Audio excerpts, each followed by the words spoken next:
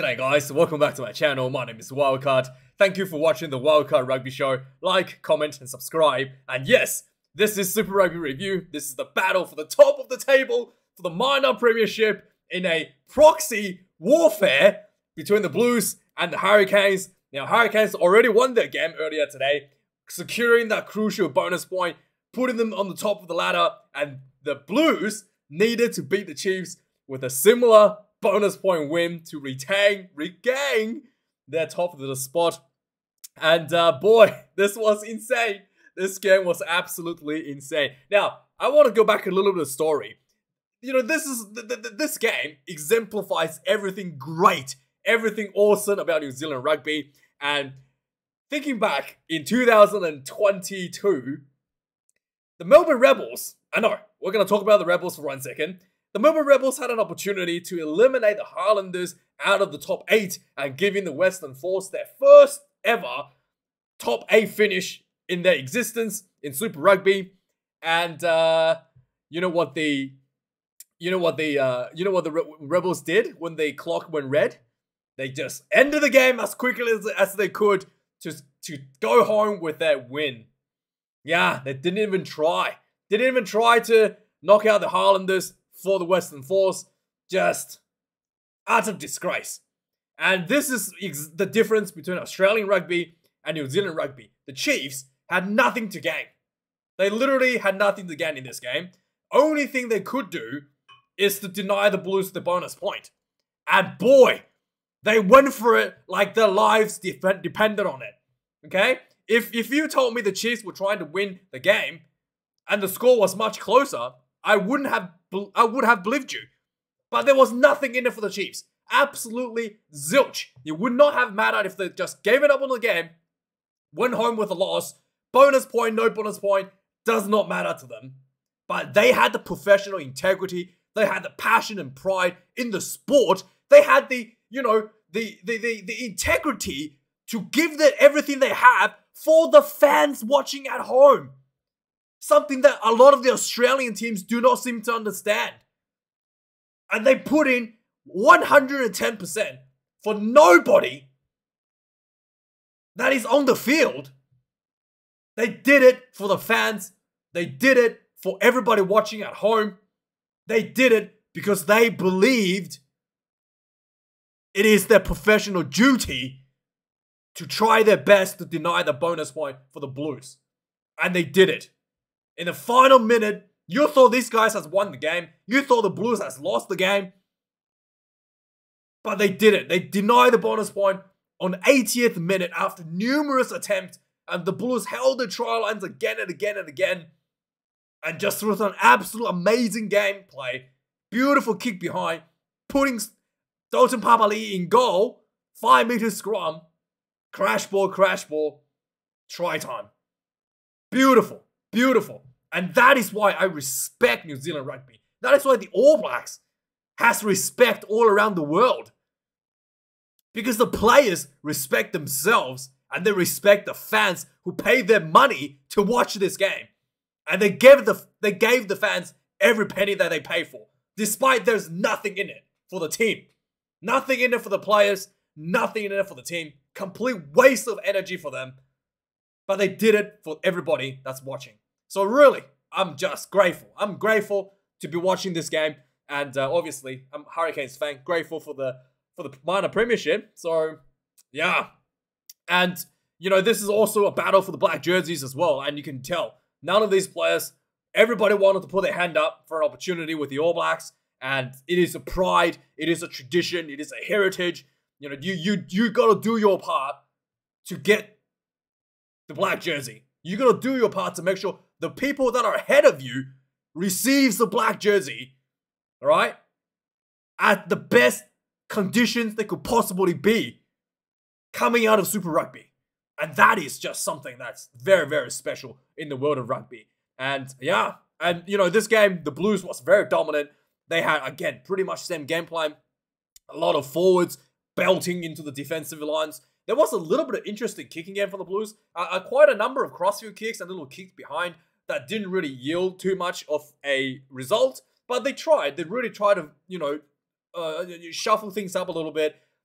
bringing a little bit more dynamic to the attack instead of just forward belting. But ultimately, the most efficient thing for the Blues is their big 4-pack and just really putting the squeeze on the Chiefs. And yeah, the Chiefs was pretty much down and out of the game at about 55, 60 minutes into the game. It's pretty much already out of reach of the game, and they just kept at it, trying their best, trying to get themselves back into the game. And then, yeah, they did it, denying the Blues the bonus point and handing the Hurricanes the big, big, big win. So yeah, let's have a quick look at the stats of this absolutely incredible match. 5 tries to the Blues to the 3. You needed to score more than 3 tries to get a bonus point, and the Blues failed to do so. 377 run meters for the Blues, 299 for the Chiefs. 10 turnovers conceded against the Blues, 9 against the Chiefs. 20 tackles missed for the Blues out of 135. This is really kind of high for the Blues. The Chiefs, is this right? Only missed 10 tackles. 12 tackles missed for the Chiefs out of 127. Really well done. And you think, how is the Chiefs conceding, 31 points, only missing 12 tackles? That is just insane from the Blues, how they're able to do that. Just physicality, getting over the gang line stuff, like ridiculous. 19 kicks for the Blues, 15 for the Chiefs. And conversion wasn't great for both teams. I think the Chiefs really didn't care. There was, right at the end of the game, they just wanted to score the tries and deny the bonus point. They didn't really care about kicking the penalties. So yeah, there was a couple of penalties. The last 2 conversions, could have easily gone in. There was no attempts at penalty kicks this entire game because both teams knew the bonus point is what's really important here. Blues missed 2 conversions as well. Probably wanted to be a bit higher in terms of percentage going into the finals. And yeah, the 2 conversions that was missed was not by Damian McKenzie, by the way. Damian McKenzie has been taken off the field at that point. I think it was Josh Ioane, maybe someone else. I think it might be just Josh Ioane that missed both of them. But yeah, it wasn't Damian McKenzie actually got his kick in the first half. Scrums 10-6. I thought the Blues had a little bit of dominance on the scrums. The referee was basically not having any sort of short arm penalties, was giving out full arm, in the second half, pretty much to any sort of short arms. There was 8 penalties conceded against the Blues overall. That is just outstanding. Sorry, I forgot about the lineouts. 12 lineouts apiece and 1 lineouts lost for both sides. There was a few times where I felt like the Blues lineouts weren't straight and the referee just didn't call it. And by the way, the Chiefs did contest the lineout throws, so it wasn't like uncontested and they brought in the new rule. No, it was just pretty ordinary from the referees. 8, this was a touch judge, by the way, not Ben O'Keefe. 8 penalties conceded by the Blues. Was 1 yellow card against Hoskins Tutu for repeated penalties. Not repeated penalties. There was Damian McKenzie did a little chip behind, and he just grabbed him, right? And the referee's like, nope, that's a professional foul, and immediately yellow card. There was 1 yellow card against the what's his name, Aiden Ross, and he was sent off due to repeated penalties. He was offside, and then the referee's like, oh, I already warned you, you're off. See you later, mate. So that was pretty much the 2 yellow cards. Yeah, let's quickly go through the point summary. I mean, the game just, it was pretty intense at the beginning, and the Blues, again, just as always, came out with a lot of brute power force. You look like the Chiefs had to score the try. About a minute into the game, there was a nice little line break down the center field into the 22, quick ball, quick hands outside to the winger, Nana Saturu, went into the corner for the try, and the referee reviewed that initial breakdown center field. There was a Chiefs player holding Ricky Riccatelli's arm, and then he couldn't make the tackle, which led to a penalty and no try. And there was 8 minutes into the game, the Blues gets their first try on the ball. There was a penalty. They went for the bread and butter line out. They went for the maul. Very slow. I thought that the maul looked like it stopped. The referee just didn't call it. I thought this was a bad call from Ben O'Keefe, because the maul hardly looked like he moved for a very long time, and then he just started wiggling, and then the back start joined in, and then Riccatelli got pushed through for the try. 30 minutes into the game, a big scrum penalty for the Blues, and then it was looking a bit concerning in terms of scrummaging, but the Chiefs was able to regather themselves, not completely let that to be a one-sided affair. 18 minutes into the game, there was the 10th try for Hoskins. So 2-2. Absolutely insane. So there was a penalty that went for the line out, that went for the maul, and then the ball was the ball went to Papa Lee at the back of the maul. He just, broken off and crashed the ball through. Got really close to try line.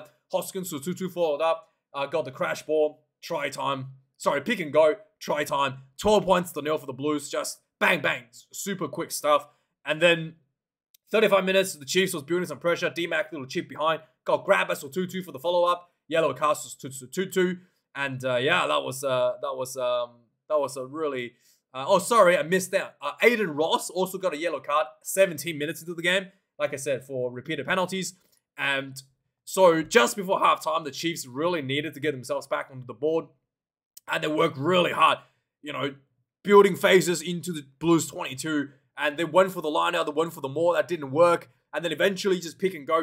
Just a lot of, bread and butter, basic, brutal carries. And then eventually Aiden Ross crashed over 12 points to 7. Second half, 42 minutes into the game, the Blues get themselves on the ball, getting a penalty, go for the line out.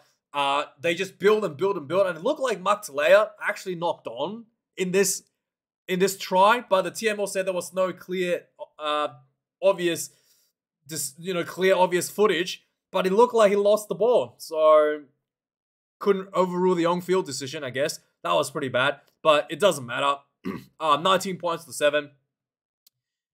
53 minutes into the game, again, the Blues starting to assert some dominance. They had a scrum penalty and went for the scrum option, and then this was 5 meters short from the try line. Hoskins got the ball out of the scrum, just crashed straight through the 10 channel, and big man, too big, try time. 11 try in the season so far now, 24 points to 7.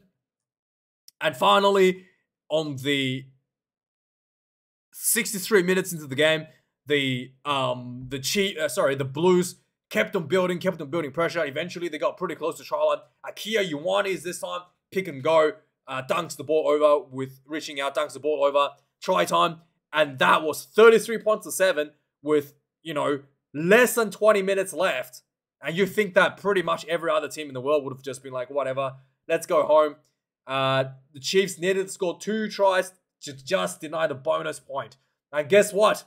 They had the professional integrity to fight for it for the fans. 67 minutes into the game, Chiefs was inside the Blues 22. The Blues were giving out repeated penalties, and a quick tap and go by the Chiefs. And then it was just immediately a big long cutout pass to Quinton Tupaya. He just ran into the defensive line, and there was like 2 people on him, and he just bumped straight through. Try time. 33 points to 12. Suddenly, the Blues are looking at, have to defend one more try.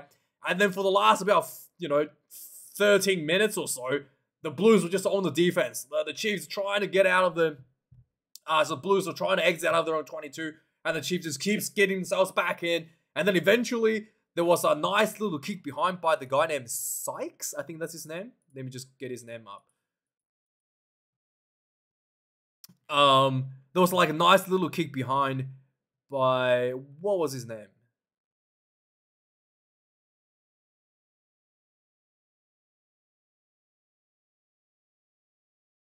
Anyway, there was a nice little kick behind by one of the Chiefs players, right?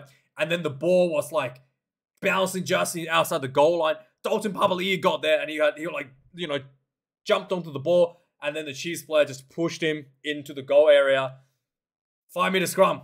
And then with about a minute left, both teams look exhausted. The Blues were just like doing their shoelaces, trying to run the clock down, desperately trying to cling on, tying the shoelaces. And then the Chiefs only needed 1 shot to deny the bonus point, and they pulled the trigger and they got it done. The scrum was good.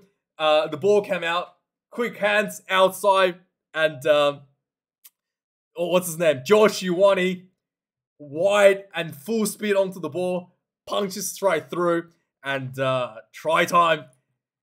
17 points to 31, denying the bonus point, and they missed a kick as well. Like, it wasn't too hard of the kick. Both the tries scored weren't that difficult goal kicks, and they missed both of them. And it was just like, yeah, the Blues look like they lost the game. Like, the Chiefs was like, yeah, whatever. don't really care. It was such a weird finish. Nobody's happy except for the Hurricane fans who was not even there. But yeah, I'm happy. And thanks for watching, guys. Like, comment, subscribe, and have a good day. And see you guys later. Cheers.